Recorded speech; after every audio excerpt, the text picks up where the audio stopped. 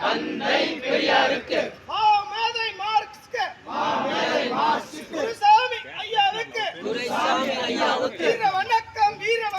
வீர வணக்கம்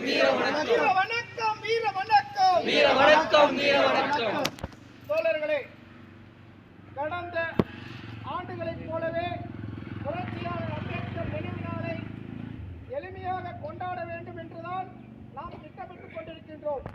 ஆனால் இந்த முறை ஒற்றை கோரிக்கையை முன்னிறுத்தி புரட்சிகரமான புரட்சியாளர் அம்பேத்கர் அவருடைய சிலையை கோவை மாநகரிலே தமிழ்நாடு அரசு நிறுவ வேண்டும் என்ற கோரிக்கையை சமூக நீதி கட்சி சார்பிலும், தமிழ் சிறுத்தைகள் கட்சி சார்பிலும், மக்கள் விடுதலை முன்னணி சார்பிலும் மற்றும் முன்னணி இயக்கங்களின் சார்பாகவும் கோரிக்கையாக இங்கே வைத்து அமைதியான முறையிலே வந்து புரட்சியாளர் அம்பேத்கர் அவர்களுக்கு வீர வணக்கத்தை செலுத்தி இருக்கின்றோம்.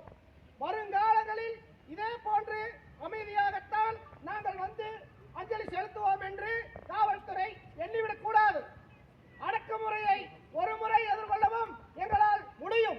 இந்த நாடு சுதந்திரமடைந்து 75 ஆண்டுகளுக்கு மேலாகியும் ஒரு புரட்சியாளர் அம்பேத்கர் அவர்களுக்கு மாலை அணிவிப்பது கூட மிகப்பெரிய அடக்குமுறையை ஏவி விடுகின்ற இந்த காவல்துறை தமிழ்நாடு அரசு கட்டுப்பாட்டில் தான் இருக்கின்றதா அல்லது ஒன்றிய அரசினுடைய கட்டுப்பாட்டில் இருக்கின்றதா என்று தமிழ்நாடு முதலமைச்சர் அவர்கள் கவனத்தில் எடுத்துக் கொள்ள வேண்டும்.